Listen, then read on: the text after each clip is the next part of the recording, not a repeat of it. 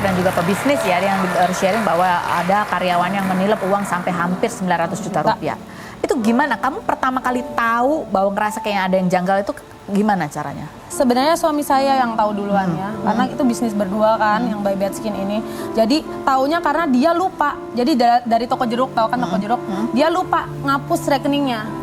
Jadi di situ bisa 3 rekening Kak. Iya. Bisa 3 rekening. Nah setahu aku selama ini 1 rekening. Ternyata bisa 3 rekening dan dia lupa untuk ngapus rekeningnya dia. Setiap dia pencairan dana itu biasanya langsung dihapus. Nah ini lupa, secara tidak sengaja dia lupa, kelupaan. Akhirnya kita ketahui, terus kita audit sampai belakang-belakang, ternyata dalam setahun itu sekitar 800 juta lebih. Baru setahun. Tapi dia kerja berapa lama tuh? Baru setahun juga. Baru setahun Jadi juga. dari awal dia kerja udah Oh ya ampun gitu. Jadi kecurigaannya itu ketahuan. Tapi ada berasa kayak ini kok duit cuma segini gitu. Iya pastinya. Tapi aku ngerasanya kan karena aku masih build bisnis aku ya. Jadi balik lagi, modal lagi, ke barang lagi. Jadi emang belum aku ambil aja ininya, marginnya kan. Nah, aku nggak curiga banget. Nah, aku curiganya sebenarnya ke dianya. Yang lain ini, karyawan yang lain gajinya hampir sama, tapi dia kayak punya mobil, punya apa gitu. Itu juga yang menjadi kecurigaan ya. Iya, Sebenarnya. Jadi modus yang dia lakukan tuh gimana caranya? Dia tambahin rekening orang lain supaya tidak ketahuan di toko jeruknya itu. Toko jeruk itu toko online ya? Iya, toko jeruk yang oren-oren itu. Di toko online dia tempat jualan itu. Nah, misalkan kita punya dana di toko oren itu 200 sekian juta. Dia cairin dulu 100 juta ke dia. Nah, laporannya dia ke kita, saldo kita itu cuma 100 sekian juta. Jadi laporan sama mutasi masuk kan sama. Sedangkan ternyata udah digelapin. Dan itu per minggu. Ada datanya juga udah aku upload dan itu per minggu. Jadi per minggu tuh dia dari 5 juta, 10 juta, 30 juta sampai 100 juta juga pernah. Pencairan dana per minggu. Oke. Jadi dia cuma ngelaporin yang pencairan dana ke rekening kalian, tapi pencarian dana ke rekeningnya entah siapa itu nggak pernah dilaporin. Dan kamu biasanya akan nge-cross check gitu nggak sih sebetulnya? Harusnya nge-cross check, tapi ini kayak kecolongan banget Kak. Ini harusnya nge-cross check di toko orennya itu aku harusnya ngeliat, tapi kenapa dalam setahun ini tuh nggak ada yang ngaudit, ya emang kesalahan dari kita juga. Dan kamu kan cerita tuh sedih banget gitu ya, sampai nangis gitu kayak. Iya sedih sih. Sedihnya itu karena sebenarnya dari bulan ketiga dia kerja itu udah mau dikeluarin kan sama suami saya. Karena dia kerjanya nggak baik.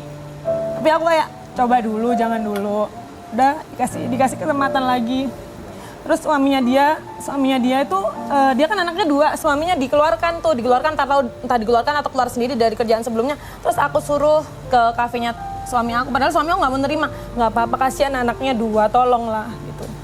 Ternyata emang kinerjanya nggak bagus sampai di SP3 gitu. Jadi aku tuh udah banyak banget nolong dia, kayak malah aku pengen masukin ke manajemen aku kan gitu. Terus dia yang paling tahu kayak aku live sampai jam berapa malam. Sampai suara abis kayak gini. Dia tuh tahu banget, aku tuh berusaha banget buat ngembangin usaha By Bad Skin ini, kayak tahu banget perjuangan saya, tapi ya namanya orang udah gelap ya. Jadi emang langsung ya gimana, udah nggak bisa ngomong lagi. Jadi kamu marah gitu ya, kecewa.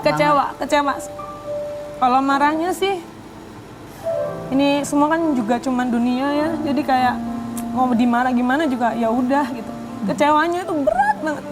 Gitu ya, karena merasa ditikam dari belakang. Iya, terus dia kok bisa ya tega ngasih makan anaknya uang yang nggak bener gitu. Suami kamu gimana? Bilang apa?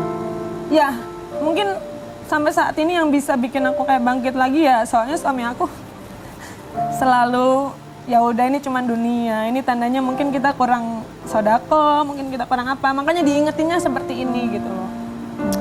Jadi sedikit banyak itu yang bisa bikin aku kayak lebih manusiawi lagi. Jadi dia bahkan terakhir dia bilang, aku masih boleh nggak kerja di sini? Kalau aku udah nggak bisa sih, masa kita melihara maling ya kan, nggak bisa. Mungkin karena kamu baik kali ya. Dan sampai saat ini dia masih kooperatif sebenarnya, masih kooperatif buat pengen ngelunasin karena dia takut masuk. Tapi kamu laporin akhirnya? Gimana? Dilaporin tetap sih. Cuman kalau misalkan dia bisa melunasi semuanya, otomatis kan hukumannya juga bisa ringan. Jadi pelajaran apa yang kamu dapat dari kejadian ini? Semakin kesini semakin susah percaya ya sama orang. Pasti kan kita trust issue ya. Jadi ya hati-hati aja, nggak usah terlalu berharap sama manusia, bener-bener kecewa banget. Ya kalau misalkan kita baik, nggak usah berharap orang baik ke kita, ya udah kita melakukan hal baik aja gitu. Kalau kita baik ya udah baik aja gitu ya, nggak usah berharap, karena itu jadi kalau ngarep orang lain juga jadi baik ke kita, kecewanya luar biasa. Kita akan kembali lagi, jangan kemana-mana, tetap di Rumpi.